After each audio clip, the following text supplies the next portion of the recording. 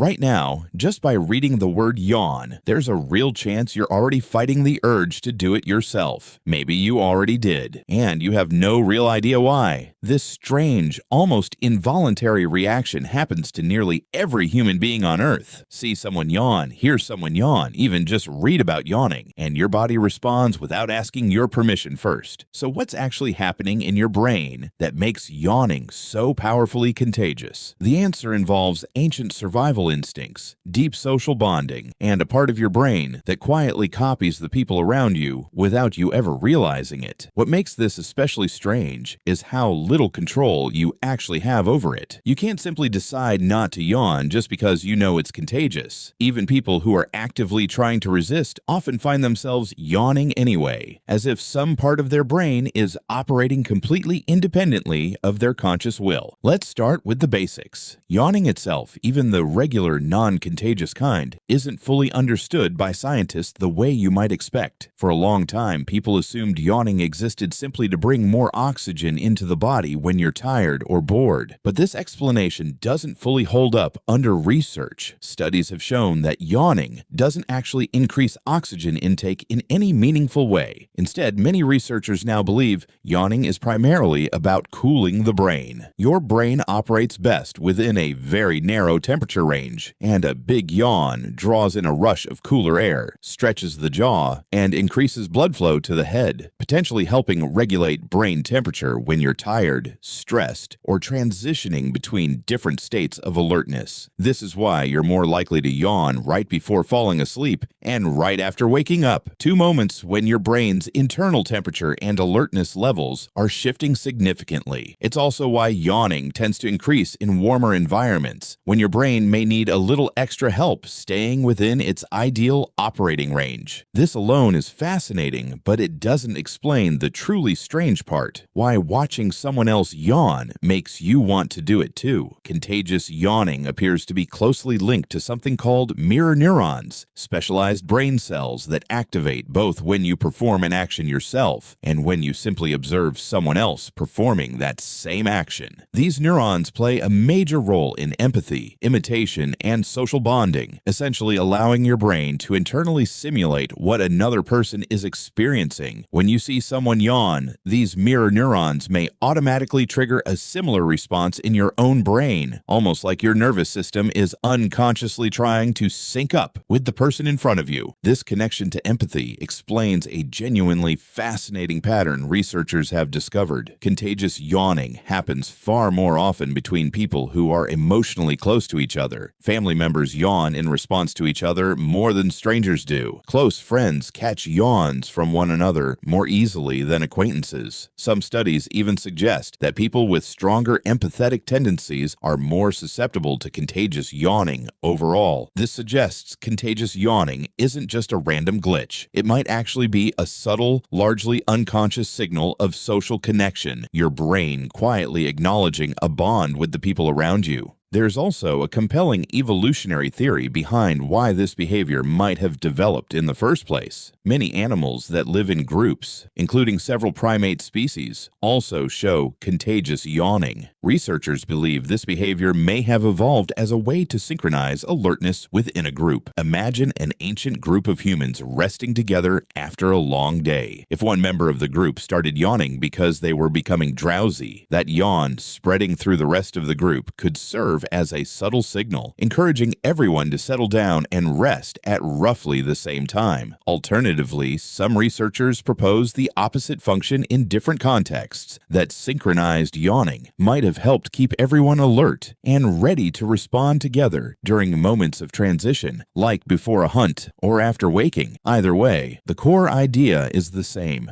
a behavior that synchronizes an entire group's physical and mental state. Even something as simple as yawning together could have provided a genuine survival advantage for social animals that depended heavily on group cooperation and awareness. This kind of subtle, unconscious synchronization shows up in other social behaviors too, from matching someone's posture during a conversation to unconsciously mirroring their tone of voice. Contagious yawning may simply be one of the most visible, easy-to-notice examples of a much broader system your brain uses to stay socially connected to the people around you. Interestingly, contagious yawning doesn't fully develop in humans until around age 4 or 5. Very young children and infants rarely catch yawns from others, even when they see it happen directly in front of them. This lines up remarkably well with the timeline of when children typically begin developing more advanced empathy and theory of mind, the ability to understand that other people have their own separate thoughts and feelings. This developmental connection provides strong supporting evidence for the empathy theory. If contagious yawning were purely a simple mechanical reflex, you might expect it to appear from birth. Instead, it seems to emerge specifically alongside a child's growing social and emotional understanding of the people around them. Not everyone experiences contagious yawning equally either. Some research suggests that certain psychological and neurological differences can affect how susceptible someone is to catching a yawn from others, potentially connected to differences in empathy processing or social awareness. This has made contagious yawning an area of genuine scientific interest beyond just being a quirky curiosity. Some studies have even used contagious yawning susceptibility as a subtle research tool, exploring potential connections to certain neurological and developmental conditions, since the strength of this reflex may offer small clues about how someone's brain processes social and emotional information. Even more strangely, you don't need to see a yawn to catch one. Simply reading detailed descriptions of yawning, or even just thinking intensely about yawning, can trigger the same contagious response in many people, exactly like what likely happened to you within the first few seconds of this video. This suggests the trigger isn't purely visual. Your brain seems capable of activating this same mirroring response through imagination and mental simulation alone, further supporting the idea that this behavior is deeply tied to how your brain models and connects with the minds of others. So the next time you catch yourself yawning simply because someone nearby did, know that you're witnessing a small, quiet demonstration of something remarkable, your brain automatically syncing with another person, running an ancient social program that likely helped human groups stay connected and coordinated for hundreds of thousands of years. It's a strange kind of proof that even something as small and involuntary as a yawn carries a hidden layer of deep social connection, quietly running in the background every single day. Next time it happens in a room full of people, one after another, take a moment to notice it. What looks like simple tiredness spreading through a group is actually a quiet, invisible thread of empathy connecting every single person in that room, whether they realize it or not. If you caught yourself yawning while watching this, let us know in the comments exactly when it happened. And if you want more surprising truths about how your brain and body actually work, hit subscribe for more.